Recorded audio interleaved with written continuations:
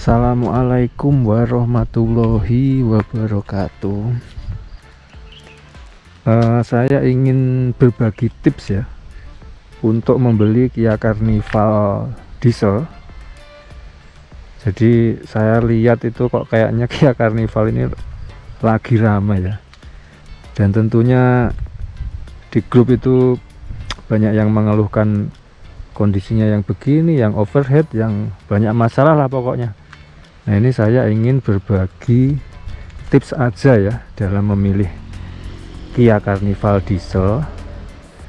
Ya tentu saja menurut pengalaman saya ya, yang beberapa tahun ini memakai Kia Carnival diesel ini, dengan tentu saja perawatan yang menurut saya minim ya.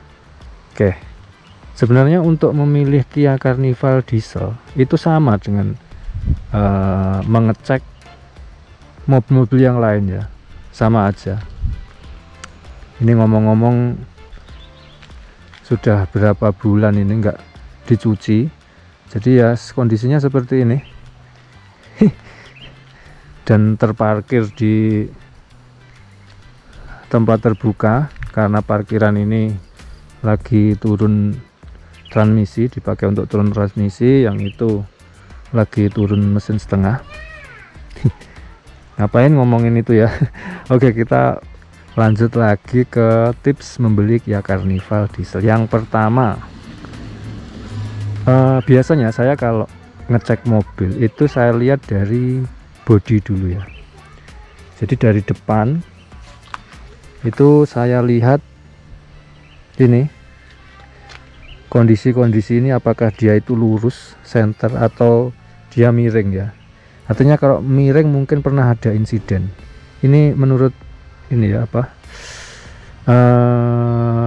menurut saya aja ya, mungkin bisa saja salah, tetapi biasanya saya kalau ngecek mobil itu seperti itu. Jadi saya lihat list ini, bukan list ya, kap mesin ini. Jadi jarak kap mesin ini apakah dia mulus atau dia agak begini ya. Kalau yang sebelah sana longgar, yang sebelah sini rapat, artinya posisinya kan begini ya.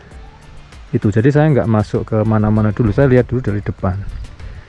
Terus biasanya saya intip dari sini, sebelah sini biasanya saya intip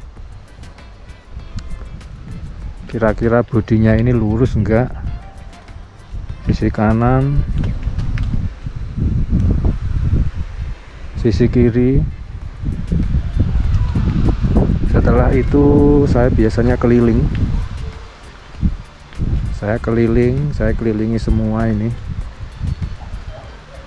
Sambil saya keliling itu biasanya saya ngecek rodanya, 4 roda itu apakah kondisinya tebal atau enggak.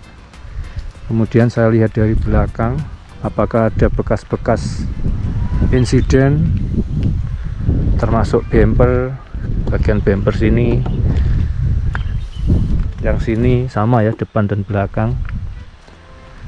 Jadi selalu begitu saya muter.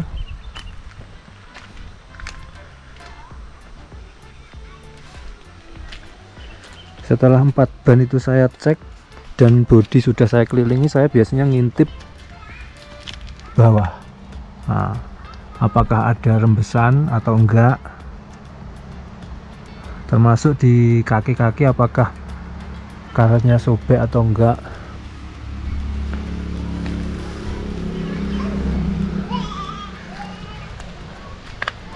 Terus saya mulai buka pintu ya.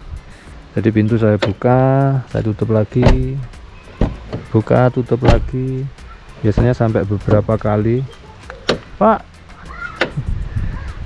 sampai beberapa kali untuk melihat suaranya. Jadi suaranya ini kalau masih rapat ya, karet-karet ini masih rapat, masih bagus, dia bunyi majlem gitu. Nah,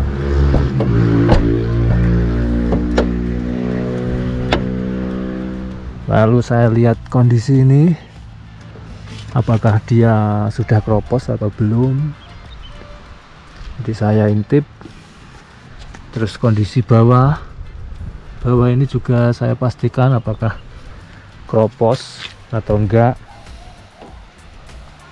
tutup lagi.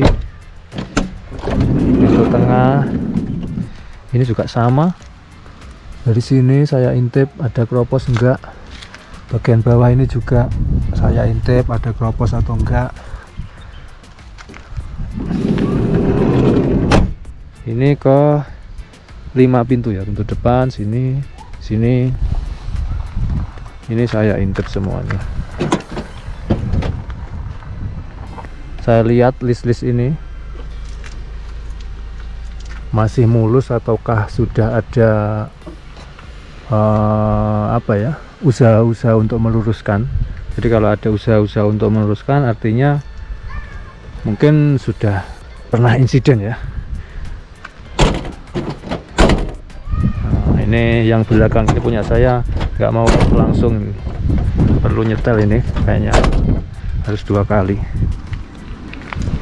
Yang sisi sini juga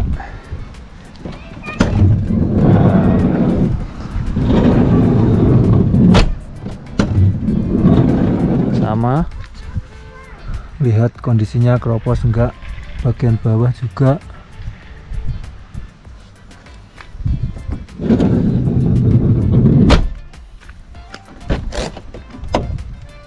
terus bagian ini pintu kiri depan, suaranya harus jelem gitu ya. Kalau jedar artinya mungkin peredamnya juga udah nggak bagus. Ini hanya kotor ya, nggak keropos ya. Nah, jadi saya melihat bodi seperti itu.